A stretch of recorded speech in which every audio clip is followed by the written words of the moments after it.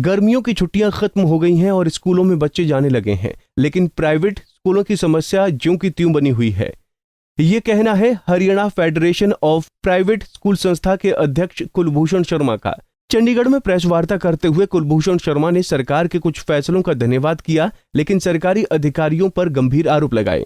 भी सरकार अगर किसी चीज में कोई राहत देती है तो बहुत जगह के अधिकारी और कर्मचारी उस राहत का फायदा प्राइवेट स्कूलों को नहीं मिलने देते हैं, जिससे सरकार का वो किया कराया भी जो है उसका फायदा सरकार को नहीं मिलता। बहुत सारे रोहतक से मुझे ऐसे बहुत सारे फोन आए कि जी प्रॉपर्टी टैक्स अगर माफ हो गया तो उसकी अधिकारी या कर्मचारी करे नोटिफिकेशन की कॉपी दे दीजिए।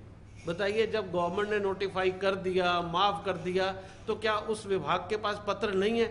आज प्राइवेट स्कूल के खिलाफ एक पत्र अगर शाम को जारी हो जाए 4:30 बजे, तो सुबह 9 बजे कर्मचारियों के हाथ में होता है और वो अपना जो है एक्शन करना शुरू कर देते हैं कि प्राइवेट स्कूल के खिलाफ ये ऑर्डर निकला है।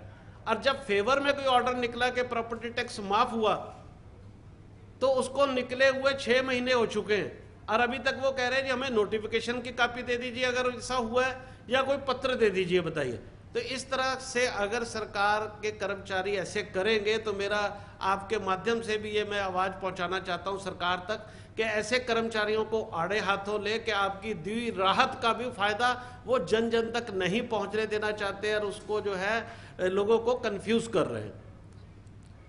तो ये तो जो सरकार से हमें राहत मिली, लेकिन बहुत सारी हमारी बातें जो हैं हमने 25 सूत्री मांग पत्र सरकार को दिया था माननीय शिक्षा मंत्री के माध्यम से शिक्षा विभाग को, जिस पर हमारी मीटिंग भी हुई माननीय डॉक्टर महावीर जी की अध्यक्षता में, जिसमें गणेशन जी, डॉक्टर हमारे डायरेक्टर गणेशन जी, अक्षत जी और सारे अधिकारी थे, जिनमें बहुत सारी सकारात्मक बातें हुई कि इस पर आपकी बहुत सारी डिमांड जो हैं वो जेन्युइन हैं, जिनको सरकार को मानना चाहिए और सहमति बनी, लेकिन अभी तक वो धरातल में हमें उसका फ़ायदा नहीं मिला।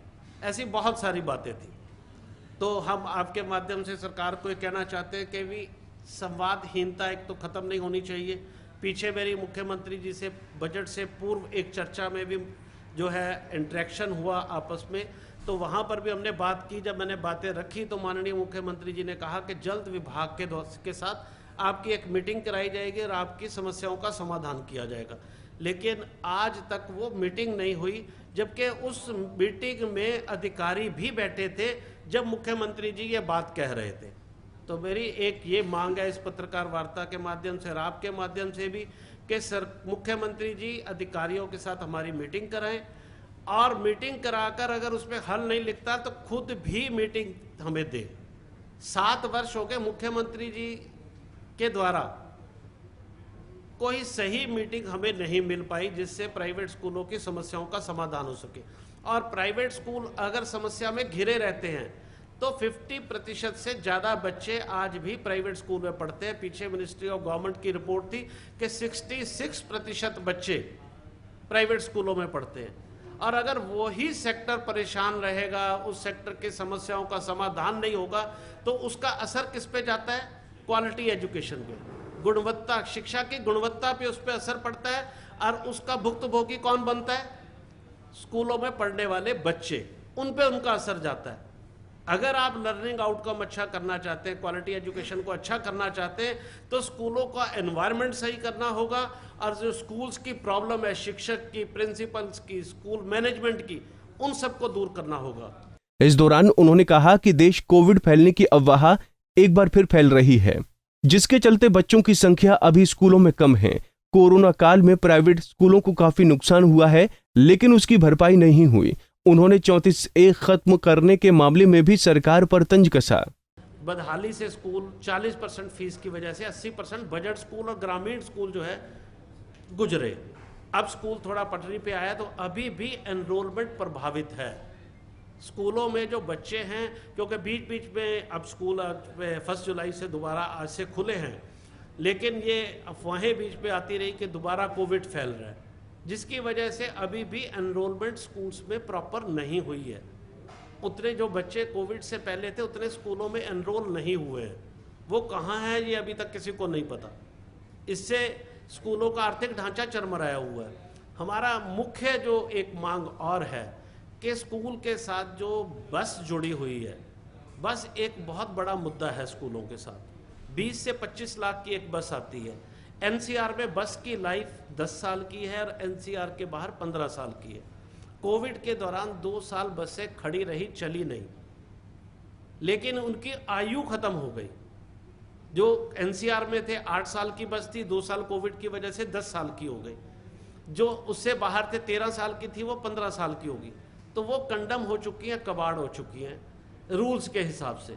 तो हमने सरकार को कहा जब ये खड़ी रही तो इसकी 2 साल की लाइफ बढ़ा देनी चाहिए, क्योंकि ये घिसी तो है नहीं, डेप्रिसिएशन तो हुआ नहीं, इंजन में कोई फर्क इसके पड़ा नहीं। अगर ये नहीं सरकार राहत देती तो उसका नुकसान क्या होगा? स्कूल को 25 लाख की बस लेनी पड़ेगी। वो पहले ही आर्थिक बदहाली से गुजर रहा है, वो 25 लाख की बस लेगा तो उसका बोझ किस पे पड़ेगा? अभिभावकों पे। और दूसरी तरफ सरकार ने फी रेगुलेटरी बिल ले आई और उसमें कहा इससे ज़्यादा आप फीस नहीं बढ़ाएंगे, वो शिकंजा कस गया। अगर स्कूल फीस नहीं बढ़ा पाता और बस लेके आता है तो उसको क्या होगा? अगर वो क्वालिटी एजुकेशन के लिए मान लो वो अपने स्कूल को टेक्नोलॉजी में इक्विप्ड कर रहा हो, वो रोबोटिक पे कर रहा हो, ड्रोन टेक्नोलॉजी ला रहा हो, उसने अपने स्कूल्स में कंप्यूटर्स लगाने हों या दूसरे उसने कोई इम्प्रूवमेंट करनी है, उसकी वो इम्प्रूवमेंट रुक जाएगी। अगर वो बसों पे पैसा लगाएगा तो उसका नुकसान क्वालिटी और गुणवत्ता की शिक्षा पर, बच्चों पर पड़ेगा। तो सरकार को ये राहत देनी चाहिए और इस समस्या को समझना चाहिए कि कहीं ना कहीं आखिरी गाज जो है वो बच्चों की या तो गुणवत्ता पे पड़ेगी या पेरेंट्स की जेब पर पड़ेगी। इसलिए सरकार को ये फैसला लेते हुए बसों की लाइफ जो है वो 2 साल बढ़ा देनी चाहिए। ये बिल्कुल जेन्युइन है जो दूसरी हमारी इस पर मांग है। तीसरी मांग हमारी ये है, 134 आपने देखा होगा कि सरकार ने उसको निरस्त कर दिया, कैंसिल कर दिया 134 को, लेकिन उसके बच्चे तो स्कूलों में पढ़ रहे हैं ना, उन बच्चों का भविष्य क्या होगा? सरकार ने कोई उसके लिए घोषणा नहीं की। और 5-6 साल का हमारा भुगतान भी बकाया है। ये तो नहीं कि आपने नीति खत्म कर दी तो हमारा भुगतान रह चला गया। अगर स्कूल्स को वो भुगतान नहीं होता है, बहुत सारे स्कूल एनपी हो चुके हैं, उन्होंने कर्जे लिए हुए थे, बस के कर्जे लिए हुए थे, बिल्डिंग्स के कर्जे लिए हुए थे। एक तो कोरोना आ गया, ऊपर से सरकार ने 134 का भुगतान नहीं किया, उससे वो एनपी हो चुके हैं। एनपी होने का मतलब ये, अगर वो किसी और बैंक से अब लोन भी लेना चाहते हैं अपने स्कूल को चलाने के लिए तो वो उसको लोन भी नहीं मिल पा रहा। तो उससे बहुत सारे स्कूल बंदी की तरफ बढ़ चुके हैं और कई बंद हो भी चुके हैं। तो हमने कहा जो हमारी बकाया राशि है सरकार को वो देनी चाहिए। देखिए सरकार के पास धन की तो कोई कमी नहीं।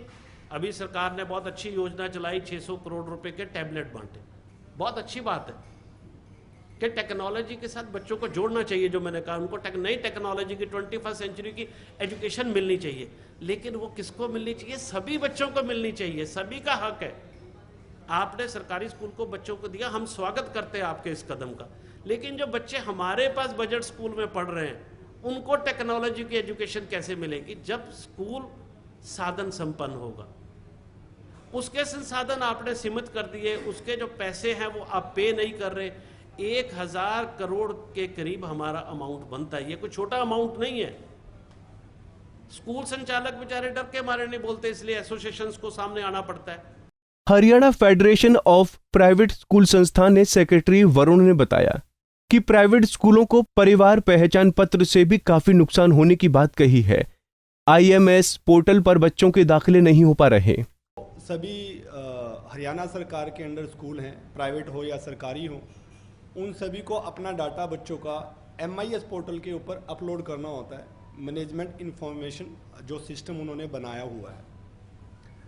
इस सेशन से पहले क्या होता था कि वो बच्चे आधार कार्ड से लिंकअप होते थे और हम सभी बच्चों का डाटा उसके अंदर डालते थे, लेकिन इस सेशन से सरकार ने उसके अंदर कुछ तब्दीलियां कर दी हैं, कुछ चेंजेस ला दिए हैं। उसको PPP से जोड़ दिया है, परिवार पहचान पत्र से लिंकअप कर दिया है, जिस वजह से सभी निजी स्कूलों को भारी भयंकर परेशानियों का सामना करना पड़ रहा है। क्योंकि वो जो फ्रेश एडमिशन है, जो हमारे पास फर्स्ट क्लास में नए एडमिशन आते हैं, उनका डाटा हम उसके ऊपर अपलोड नहीं कर पा रहे। अभी समर वेकेशन से पहले जब हम उस पर अपलोड करने की कोशिश कर रहे थे तो वहाँ पर एक मैसेज शो आउट होता था, members ID does not exist. हम भरकस प्रयास हम सब ने किया, पीपी आईडी डाल के किया तो एडमिशन नहीं हुआ, आधार कार्ड डाल के किया तो एडमिशन नहीं हुआ। डायरेक्टर पे, हमारे डीएससी पे पत्राचार किया गया, वहाँ से कोई सेटिस्फैक्ट्री आंसर हमें नहीं मिला। प्रॉब्लम एज इट इज़ रही। और अगर बाय चांस वो बच्चा आगे प्रोसेस हुआ भी, तो जो आधार कार्ड से या पीपी से जो मोबाइल नंबर पेरेंट्स का लिंकअप था, उसके पास ओटीपी जा रहा है। स्कूल संचालक को उस पेरेंट्स के पास, अभिभावक के पास कॉल करके ये पूछना पड़ रहा है कि आपके पास एक ओटीपी आया, वो ओटीपी जब हम डालेंगे सिस्टम में तब वो बच्चा आगे प्रोसेस होगा और उस बच्चे का एडमिशन उस MIS पोर्टल पे कंफर्म हो पाएगा। सबसे बड़ी समस्या ये है कि पेरेंट्स वो ओटीपी हमें प्रोवाइड नहीं करवाना चाहता, उसको डर है कि ये ओटीपी पता नहीं किस टाइप का है और इसका मिसयूज ना हो जाए। दूसरी बात, काफ़ी पेरेंट्स के जो मोबाइल नंबर है वो अपडेटेड नहीं है, नंबर कहाँ जा रहा है उनको नहीं पता क्योंकि अपडेटेड नहीं है सिस्टम। तीसरी बात, अनावश्यक स्कूल के ऊपर बोझ पड़ता जा रहा है कि पेरेंट्स को हम कॉल कर रहे हैं लेकिन समस्या एज इट इज़ है। अब जब समर वेकेशन ओवर हो गई हैं, हम दोबारा ट्राई कर रहे हैं तो वहाँ पर अब नया मैसेज इंडिकेट हो रहा है, एंटर पेई कोड। हमें नहीं पता ये कौन सा कोड मांग रहा है सिस्टम। ओवरऑल कंक्लूजन ये है कि हम नए फ्रेश बच्चों का MIS पोर्टल के ऊपर डाटा बच्चों का अपलोड ही नहीं कर पा रहे। उस समस्या को इतना कॉम्प्लिकेटेड, उस चीज़ को, फ्रेश एडमिशन को इतना कॉम्प्लिकेटेड कर दिया है जिसको मैं शब्दों में आपके सामने रख भी नहीं पा रहा हूँ। अभी डायरेक्टर ऑफ एलिमेंट्री एजुकेशन से एक पत्र 30 तारीख की शाम को जारी हुआ है, जो हमारे पास 1 तारीख को पहुंचा है, जिसमें ये हमें इंस्ट्रक्शन दी गई है कि सभी सरकारी और गैर सरकारी और एडेड स्कूल सभी के सभी 1 तारीख से लेके 7 तारीख के बीच में इंश्योर करें कि आपके सभी बच्चे MIS पोर्टल पे अपलोड हो चुके हैं। हमें समझ नहीं आ रहा कि हम काम करना चाहते हैं सरकार के साथ, लेकिन सरकार ने मैकेनिज्म इतना टिपिकल बना दिया है कि हम उसको नहीं कर पा रहे। सरकार परिवार पहचान पत्र योजना को जहां अपनी उपलब्धि बताती है, वहीं प्राइवेट स्कूलों के लिए ये योजना परेशानियां बन रही हैं, जिसके तहत प्राइवेट स्कूल बच्चों को दाखिला नहीं दे पा रहे हैं और IMS पोर्टल पर नाम नहीं चढ़ा पा रहे। फेडरेशन ऑफ प्राइवेट स्कूल के अधिकारियों का कहना है कि उन्होंने 25 सूत्री मांगों का मांग पत्र सरकार को दिया था। इसमें सरकार और हमारे बीच सहमति बनी थी, लेकिन धरातल पर कोई काम नहीं हुआ। उन्होंने मांग की है कि मुख्यमंत्री अधिकारियों के साथ उनकी मीटिंग करवाएं। 7 वर्षों में मुख्यमंत्री से हमारा कोई संवाद नहीं हुआ, हमारी मांगें कैसे पूरी होंगी। साथ ही मामले पर हमने कई बार उप मुख्यमंत्री दुष्यंत चौटाला से मिलने का प्रयास किया, लेकिन आज तक उनके पास हमारे लिए मिलने का समय ही नहीं है। चंडीगढ़ से चंद्रशेखर धरनी, पंजाब केसरी टीवी। हमसे जुड़े रहने के लिए हमारे YouTube चैनल को सब्सक्राइब करें और नई वीडियो की नोटिफिकेशन के लिए बेल आइकॉन को दबाएं।